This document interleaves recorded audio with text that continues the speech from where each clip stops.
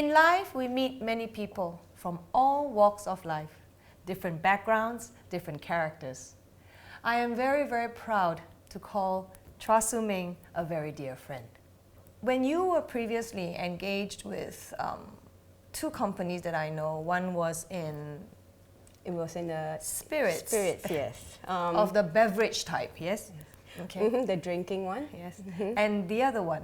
The other one was a cosmetic company, right. And that was just before I joined, actually. And I remembered you used to share with me it was a very high-flying position that you held, because you were saying how you could be having breakfast in Italy and then by dinner you are in Paris or something like that. Yeah. So now that you are in Kachara, what made the change? To start off with, it was when I met Rinpoche in '92. At that time, I was very young. I would say I was the world was in my hands, I thought, and very little at that time. I thought everything I could control, your happiness, where you want to go, who you want to marry, you want to do this, you want to do that, but then life began when I graduated. Then everything went apart. I mean, of course, I had a good time in those two companies. They gave me a lot of opportunities, but it was always a feeling of what's next. What's next? Oh, congratulations, you have this promotion. What's next? Oh, you have a boyfriend. Okay, what's next? So therefore, you were successful in a very samsaric context. Worldly context. Worldly, okay. Very worldly context. At that time, you could just travel whenever you want to. But it was always very empty. Questions came on during that time. Why? What's with this emptiness? Why certain people I loved had to go through so much problems? They are not good. They are good people. Lots of questions then came about, and it was at the end of the day when everything was so hunky dory. But when you go back home, you actually tend to question more, and that was what brought me to Dharma. So how long have you been in Kachara? Oh, many years. I would say many years. I would say around 7 years. Wow. 7 years. I joined. I took the leap forward, and I have never regretted since then. It has changed my world, my perception, how I see problems as, how I approach a problem, how I approach a situation, and that was actually the main leap I actually ever done in my life. Okay, I'm going to make a conclusion that the last 7 years, the biggest impact in your life, of course, has been the presence of His Eminence Tsem Rinpoche. Of course. I'm going to ask you a question.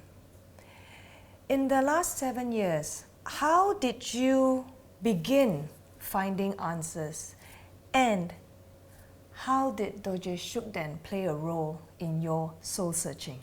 When I started, Rinpoche actually asked me a question: what do I want to achieve? And I told Rinpoche I wanted to be happy. And then Rinpoche laughed, and he says that for me to achieve happiness, I have to focus out. I have to make others happy before I can even be happy. And that's what Rinpoche told me. And that was the impact, that was the message Rinpoche has given me as advice, which I hold quite dearly until today. And it's true. And it's because every time when you help others, when you see their satisfaction, when you see the happiness, when you see like their loved ones, bedridden, and then with the help of Dorje Shugden, they are all right again. When you see family breaking apart, and with the help of Dorje Shugden, they are closer. With the help of Dorje Shugden, they are united. when you see businesses falling apart for no reasons, you see the help of Dorje Shugden providing the necessary for them to go on. From there, when you see their face, they are relieved. All this, number one, automatically, when I go home, I feel satisfied. Even though my role might not be so big, but you had a role to play in. And that what to me was very rewarding in that sense, because you brought Dorje Shugden to others. And because of that, they have conducive condition for them to continue. So Dorje Shugden has played a very important role in your life because you have witnessed his miracles. Yes. Would you like to share, actually please do share, yourself personally, how has Dorje Shugden helped you in your life, perhaps personally for you or with your loved ones? On a spiritual level, I should start with that. It has, to start off with, by watching what I mentioned earlier, like all the results, the miracles, the results. I've learned a lot from these miracles performed by Dorje Shugden. I've let go of a lot of expectation, and because of that, I have let go of anger. Anger, I have, in all sense, I've seen quite a lot of things between families, between individuals, between people in general. I have to let go of this is because you do not want to end up like them. So I'm saying this is because through what Dorje Shugden performed, I see it, it reflected on me. And when it reflected on me, I changed. That's spiritual. How it has helped me miraculously? I think my mom have said everything. My mom was on the earlier interview. She have said everything. But I think one very major miracle which Dorje Shugden had performed was actually my nephew. When he was born, when my sister-in-law delivered him, he was rushed into the emergency ward. And at that time, Rinpoche was with me, and Rinpoche rushed me down to the hospital, and Rinpoche just messaged me, get yourself into ICU no matter what. Blow your protector, which is Dorje Shugden's mantra, onto your nephew. Blow it 3 times, ask him to come and help. I saw my nephew, I mean, he was in ICU, there were tubes all over him. It was like in a small, what do you call that, the incubator, and he had basically tubes here, tubes on his nose, and he was just this small. And when I was blowing the mantra onto him, and of course I asked DS to help, he opened his eyes and he just stared at me. Wow. And when he stared at me, and I asked DS, I requested Dorje Shugden to help this boy. And it was quite amazing because right after I left the ICU ward, he got better. And within a few hours later, they could take out all the tubes. Wow, that's quite instantaneous. It was very instant. It was very instantaneous. It was incredible because even the nurses were shocked. Because normally with babies with this problem, it will take a week for them to heal their lungs, to start going back to normal. Yep. So that was the sign which actually, that was the miracle side what Dorje Shugden has done for my family, and in particular my nephew. So that, whom we all know is the apple of your eye. yes, he is my darling. Many people have anger, and they manifest in different actions.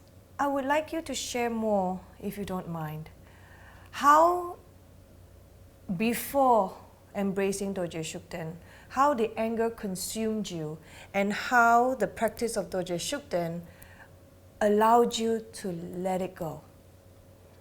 Anger arises because of expectation. I think that is what we learn. What were some of your expectations? My expectation was, oh, this person is supposed to be this way, this person is supposed to be that way, I am supposed to be this way, or, you know, the condition is supposed to be this conditions, you know. So you were, shall I say, how many young ladies like yourself, you were complying with social norms. Yes. And therefore, perhaps angry with yourself for losing who you are? Yes, correct. And after, what happened is Rinpoche taught me to do my daily prayers. And during my daily prayers, to reflect at your expectation, to reflect at the people who has hurt you, to reflect on that. And from there, slowly, when you're doing that reflection, you sort of let go. On top of it, when you actually pray to Dorje Shugden, you realize that this is not just it. There are more than just this, than your anger, than your expectation, which you need to go on with, because you know what? Life continues. All these reflections are done during my prayers. My prayers every night it can be 15 minutes, it can be half an hour. It depends on how much reflection I want to do. But at the end of the day, you realize that, hey, you're supposed to move forward in life, not backwards. And because of this expectation, you're moving backwards. You are only at loss. So this is how Dorje Shugden has helped me. Of course, it's with Dharma knowledge. More of Dharma knowledge than just pray. So with Rinpoche teaching you the wisdom of Dharma, and when you sit and you say your daily prayers to Dorje Shugden, when he, shall we say, comes into your mind to appease and clarify, it gels together. Yeah. But but what I feel is Dorje Shugden have provided, the most important thing is he has provided me the conducive condition for me to do my Dharma work. I can tell you there are times where financially certain things have been pulled out. But then there's always another window of opportunity opening. I've seen that for myself to do Dharma work, because honestly, even though you work for Dharma, you have to pay the bills. You have to do a lot of things. But I see that by practicing Dorje Shugden daily, by having that connection, certain window of opportunities open. Even for my own special projects, when you do Dorje Shugden prayers, when you request him to meet the right people will come. It takes hard work, effort, but it's easier. When you are engrossed with certain projects where you need certain things to pull through, the conducive condition comes about. That means in your projects you are facing problems or obstacles that is in the way of you moving forward. Correct. Or when you're in danger, sometimes another road opens up so that you will avoid that road. And you know very well when you don't know that it's danger, but it's only after you've been through the new road, which I very much believe Dorje Shugden actually open it up for you, that you know that, oh, thank goodness I didn't take that road. Right. So there's a lot of all this in this kind of signs, this kind of miracle help, which I see very much, even within myself. Within others, I see a lot more. Okay. So what I'm hearing is that you didn't just follow or join the bandwagon because people were doing this and you said, oh, I'll do it too. You have actually spent time, shall we say, with the best word I can think of right now is you actually did your due diligence before you went 100% into full belief. Yes, because one of the reasons is because before any practice is given to us, Rinpoche has always said that faith has to be based on knowledge, not blind faith. Correct. Because that is very unshakable. So before actually embracing this protector, I did my research. But all I've seen throughout the years I've been practicing Dorje Shugden is kindness, compassion, and love from this protector. Not only for myself, I see it around for others who are practicing it, or even those who are not practicing it. I've seen his patience, I've seen his love, and how he has given solace to people who has lost hope. Light for people who who just feel darkness in their life. I've seen all these opportunities opening up for them whereby they can change their way to go. Instead of going down, they actually went up with Dorje Shugden. Okay. So, in light of that, I'm going to ask you my final question. Behind the practice of Dorje Shugden is a controversy that involves suffering, segregation. There is a ban enforced whereby practitioners and non-practitioners are split. From what I've heard, you have a 100% faith in the powers and the protection and the blessings of Dorje Shugden. What words would you share with the audience who's watching this right now about why this controversy should end? The controversy personally does not affect me because it has been given to me by my teacher, my guru. It has affected a lot of Tibetans I've seen in my own eyes. I've seen the separation. I've seen how families are split. I've seen all this. It does not make sense because if we go on studying onto this controversy, nothing makes sense. The foundation of Tibetan Buddhism is your teacher, your guru. How can His Holiness Guru be wrong? How can His Holiness Tsem Rinpoche be wrong? So it does not make sense. If the Tibetans would like to move forward, please release the ban because it's splitting the Tibetans apart. It does not affect non-Tibetans, but if you look carefully, it really affects the Tibetans. No point splitting families because that's not the basis of Buddhism. Agreed. Yeah, so that's my plea. Thank you. You've just heard a transformation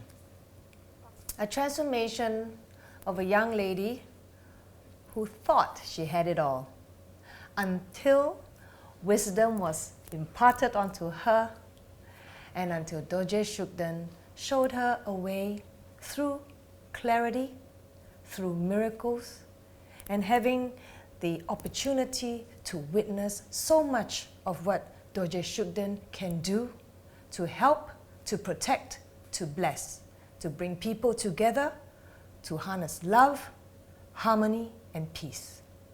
Therefore, we both plea that this ban, this controversy, will come to an end as soon as possible.